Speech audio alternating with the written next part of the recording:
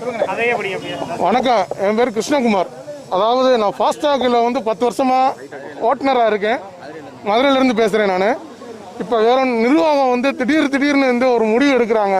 அந்த நிர்வாகம் வந்து யாரை கேட்டு முடிவு எடுக்கிறாங்கன்னு தெரியல.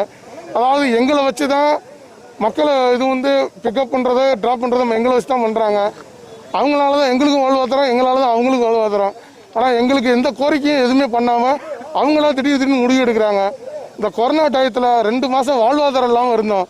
எங்களுக்கு எந்த ஒரு கிலோ அரிசி கூட எங்களுக்கு வந்து இந்த நிர்வாகம் வந்து எங்களுக்கு வழங்கப்படலை. ஆனால் அரசாங்கமும் எங்களை கைவிட்டுருச்சு. நாங்கள் இத்தனை வருஷமாக பாடுபட்ட அந்த நிர்வாகமும் எங்களை கைவிடுது. சரி பரவாயில்ல, மக்களுக்கு செய்வோன்னு திடீர்னு வந்தோம். எங்களுக்கு ஒரு சொற்ப சௌகரியம் 3 கிலோமீட்டருக்கு 100 ரூபான்னு எங்களுக்கு ஆசை கட்டினாங்க. சரி ஒரு 3 ட்ரிப் எடுத்தாலும் ஒரு 300 ரூபா ஆகி போச்சு. ஒரு 200 ரூபா டீசல் போட்டாலும் 100 ரூபாயோட வீட்டுக்கு போகலான்னு நினச்சோம். ஒரே வாரத்தில் அந்த 100 ரூபாய்ன்றது 60 ரூபா ஆக்குனாங்க. அந்த 60 ரூபான்னு ஆக்குனா அந்த டீசல் விலை ஏறி இருக்கு. ஆனால் டீசல் விலைக்காண்டி எங்களால் போராட முடியாது. அதனால இந்த 60 ரூபான்றது 3 ட்ரிப் வந்தாலும் 180 ரூபா தான் ஆகுது. அந்த 180 ரூபாயில் 200 ரூபா டீசல் போட்டால் நாங்கள் வீட்டுக்கு என்னத்தை கொண்டு போவோம், பிள்ளைகளுக்கு என்ன வாங்குவோம், எங்கள் சாப்பிட்றதுக்கு வாழ்வாதாரம் இல்லாமல் இருக்கோம். அதை நாங்கள் கேட்டு வந்த அந்த நிர்வாகம், நாங்கள் உங்களை பார்க்கறதுக்கு ரைட்ஸ் கிடையாது, நீங்கள் எத்தனை பேர் வண்டிக்கு வந்தாலும் பரவாயில்ல, நீங்கள் டியூட்டிக்கு வந்தாலும் பரவாயில்ல, இல்லை நீங்கள் வண்டியை வெளியே எடுத்துக்கிட்டாலும் பரவாயில்ல, எங்களுக்கு நாங்கள் இருக்கிற வண்டியை நாங்கள் வச்சு ஓட்டிக்கிறோம் அப்படின்னு எங்களை வண்டியை பூரா லாக் பண்ணுறாங்க. ஒரு வெளியே எடுத்து சொல்லி கட்டாயப்படுத்துகிறாங்க. ஒரு 200 பேர் டிரைவரு வாழ்வாதாரம் இல்லாமல் இப்போ நாங்கள் உட்காந்துருக்கோம். நாங்கள் எங்கள் கோரிக்கையை வந்து சொன்னதுக்கு இல்லைன்றாங்க. திருப்பி நாங்கள் ஏற்றுக்கிறோன்றாங்க. ஆனால் எங்களுக்கு வந்து அரசாங்கம் வந்து இதுக்கு தலையிட்டு எங்களுக்கு ஒரு நல்லதொரு வாழ்வாதாரத்தை நீங்கள் கொடுக்கலாம், ரைட்டு ஓகே. ஆனால் நாங்கள் சொந்தமாக வண்டியை வாங்கி கடனை வாங்கி டிவிக்காரன்னு எங்களுக்கு வந்து இப்போ விடுறதில்லை. 3 மாதம் எங்களுக்கு வந்து அரசாங்கம் டைம் கொடுத்துச்சு. ஆனால் இப்போ ஆரம்பிச்சுட்டாங்க. இந்த 60 ரூபான்ற ஏற்றுறதை திடீர்னு ஏற்றி இறக்குனா நாங்கள் என்ன செய்வோம்? டிவி கட்டுவோமா, கடன் கட்டுவோமா, இல்லை வீட்டுக்கு அரிசி பருப்பு வாங்கிட்டு போவோமா? இவங்களுக்கு வந்து மாதம் 4000 ரூபா கட்டிக்கிருக்கோம். வண்டி ஓட்டினாலும் சரி ஓடினாலும் சரி. அந்த 10ஆம் தேதி டைம் கொடுத்தாங்க, அதுக்கும் நாங்கள் செஞ்சோம். 5ஆம் தேதி ஆக்குனாங்க, அதுக்கும் ரைட்டுனோம். இவங்க மக்களுக்கு பேனா வழங்கினாங்க, அதுக்கும் சரி எங்கள் காசை போட்டு தான் பேனா வாங்கி கொடுத்தோம். அதே மாதிரி ஒரு சுருக்கு பையனு, பவுட்ரு, சீப்பு, அந்த என்னென்னமோ ஸ்கீம் கொடுத்தாங்க, அதையும் நாங்கள் காசு கொடுத்து வாங்கி கொடுத்தோம்.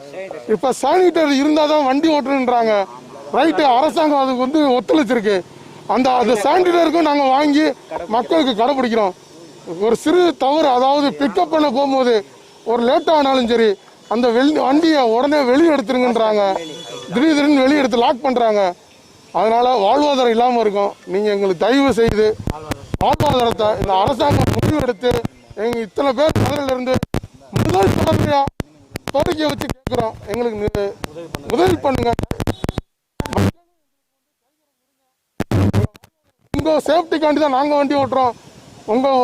உங்கள் சேஃப்டிக்காக பாதுகாப்புக்காக நாங்கள் ஓட்டுநராக இருக்கோம். எத்தனையோ ஓட்டுநர்கள் இருக்கோம். எல்லாருமே ஒரே ஓட்டுநர்.